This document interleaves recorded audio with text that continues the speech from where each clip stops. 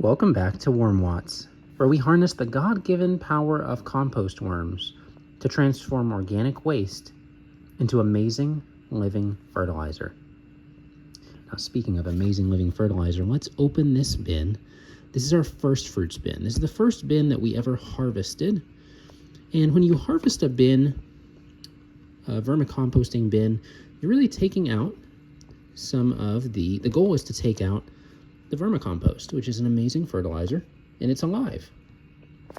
It's alive and full of microbes and all kinds of other goodness. Now, as we open this bin, you'll notice there we got a spider right in there, also helping us to manage some of the flies in here. And this is a worm blanket that we put over the top of it, just to help keep some of the moisture in.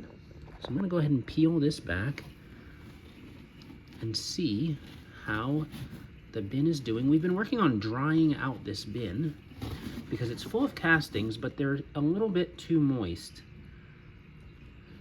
for harvesting. And oh wow, look at the bottom of this. Looks like some of the worm blanket has gotten a little taste of the castings and is picking up a little bit of coloration there. So interesting, I've not seen that before.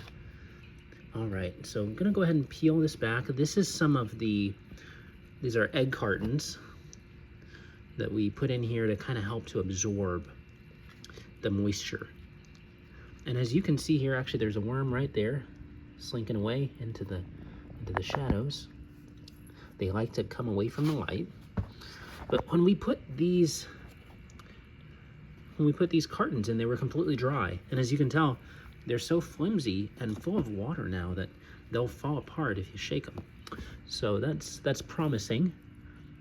But wow, even this, you can see it's been several weeks since we've been in here, and it's still super moist. I think we're getting to a place where we could go ahead and harvest this bin and just let the castings maybe dry out because it's just so moist. But look at the worms in there. The worms seem to be doing great. And you can see, look at the castings on there. You can see how they're kind of in almost like a small pellet form. I'm gonna try to zoom in so you can see that a little bit better. Almost little pellets coming out of the end of the worm. And when you have them really nice like this, you can actually kind of see that they resemble a lot of little bitty pellets. So it's really neat to see that and to see how the worms have broken all of this down. So go ahead and peel back some of this. Look at, there's another worm. These are European nightcrawlers in here, as far as I know. Got some more. Got another worm right there in between on top of the cardboard. So the cardboard is nice and moist. It's so moist that the worms can just sit right on top of it without drying out, which is great. Wow, look at underneath that cardboard and look at all of those worms.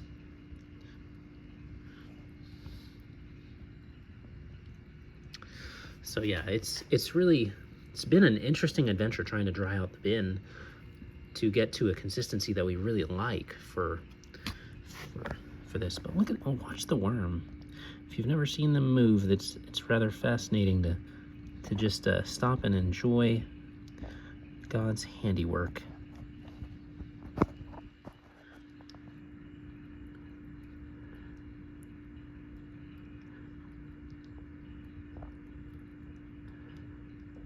There it goes.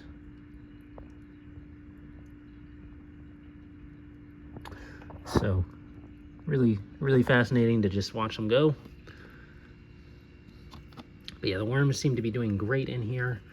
The bin seems to be very wet. This was a bin that took an entire large pumpkin. Look at the worms over there. And they devoured the pumpkin, and the bin is still very moist, but the worms are doing great.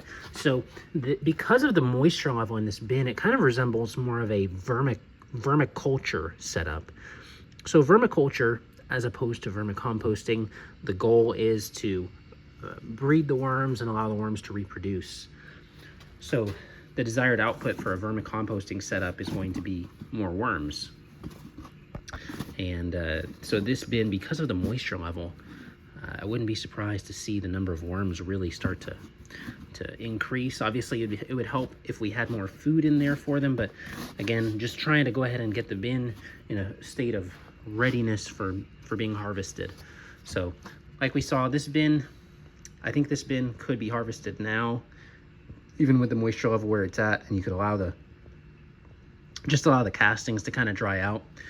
This jute or burlap sack is on top to kind of help with hopefully absorbing some of the moisture, but it seems to be absorbing on that bottom side. So I guess it's kind of doing its job, but the castings are still retaining quite a bit of moisture, which that is one benefit of castings, of worm castings, is that they do help with just soil moisture retention.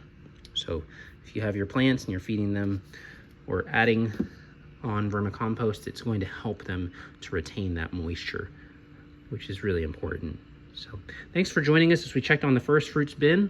I look forward to harvesting it here fairly soon, and then getting back to feeding it and seeing the bin really flourish some more. So, and hopefully produce some more castings. So thanks so much, and we'll catch you in the next one.